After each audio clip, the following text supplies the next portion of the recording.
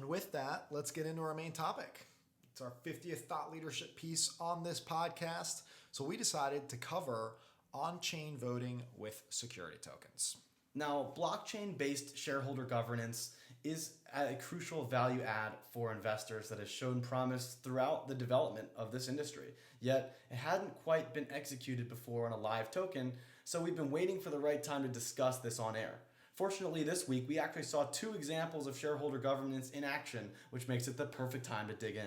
Governance is obviously a big part of public markets as it allows investors to have control over the direction and operations of a business. All companies can benefit from having aligned interests, of course, with their investors and offering opportunities for those investors to voice their opinions builds trust and confidence in the underlying business, usually contributing to less price volatility over time, knowing that investors who buy in have the ability to participate in business decisions and, of course, are aligned.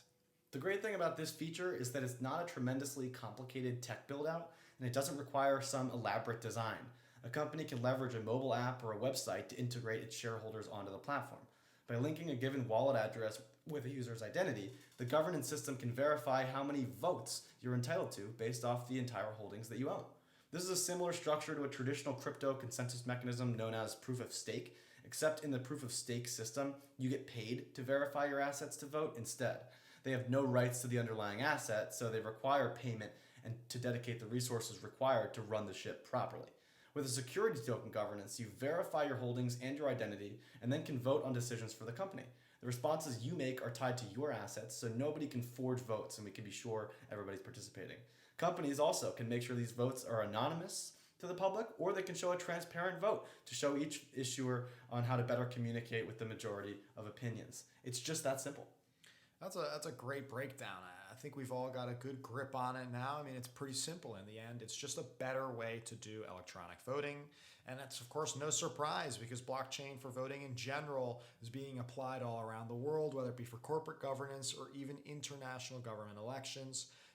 It's definitely a good use case. But for the sake of the podcast, let's reel it in and focus on specifically security token use cases. I'd like to take a little time to talk about where voting is going to be important, Kyle. I'd love that. Go for it. So, in the beginning few years of the industry, the focus was on simply the base efforts of security tokens. Despite the fact that the technology is already built for on-chain payments and voting today, the reality is the staple feature for security tokens is the built-in compliance and custody benefits. This enables digital access to a security and, of course, the ability to transfer that to others via a completely digital exchange. It's fundamentally disruptive.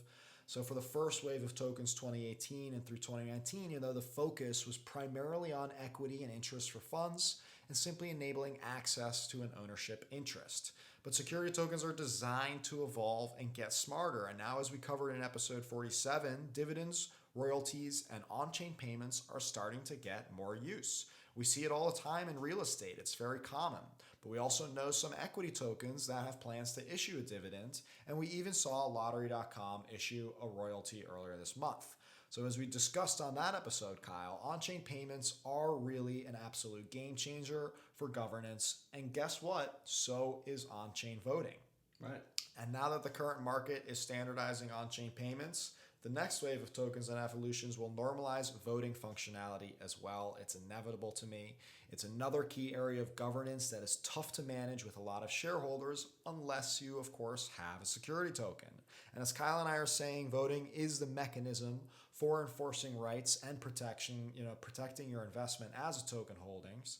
And voting can be used for all sorts of things, just from simple things like approving policies and new procedures for the underlying company, or bigger things like voting on new management or board members or fiscal changes such as dividend payments, stock splits, and more things like that. So shareholder rights and votes are a key component of public markets as well. I mean, there's no reason to believe they will be any different for security tokens. By issuing every voting share on-chain, we can very easily track which shareholders have already participated and which jurisdictions haven't had their share of representation.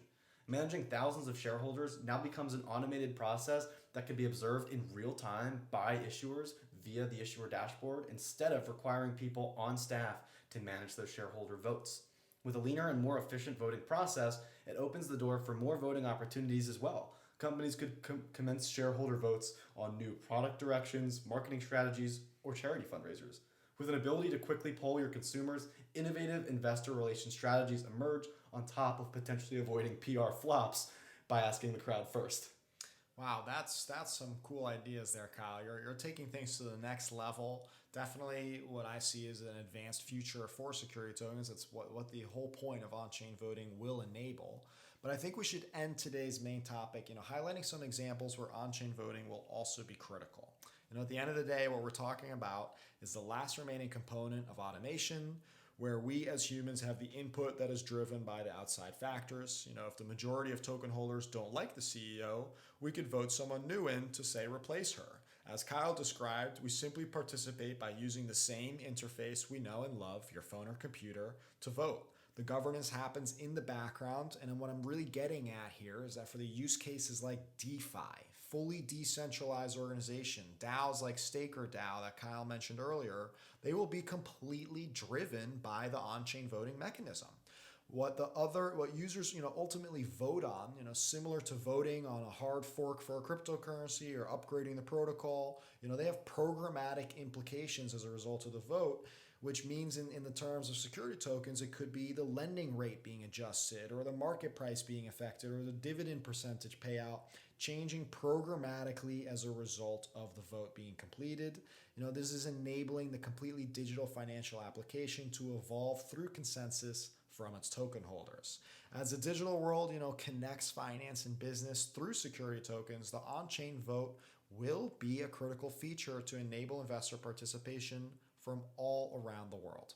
Diversity of opinion is crucial for innovation. Many companies in the past have fallen for the trap of groupthink in their boardrooms, executive teams, and investor networks. By providing your customers with an opportunity to vocalize their opinions, it not only provides transparency and legitimacy, but it also removes some of the pressure and stress from those same boardrooms or executive teams, as they can actually give the people what they want, as opposed to trying to guess their investors' interests.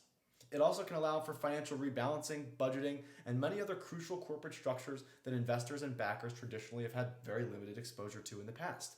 No way to communicate with other investors, limited transparency, and certainly rudimentary technological integration has always been a big barrier. I think it's a game changer and hopefully a great use case that can transcend the security token space and even play a crucial role in our world's progress moving forward. But with that in mind, I think that about wraps it up for us this week. Thanks again for listening to the Security Token Show, episode 50. Thank you to over 5,000 listeners. Please send any thoughts, comments, or feedback to myself or Herwig on Twitter or LinkedIn, and make sure to submit all of your news stories to stomarket.com/news while making sure to tune in every Tuesday morning to the Security Token Show. I look forward to talking to you all next week. Thanks for listening, everyone.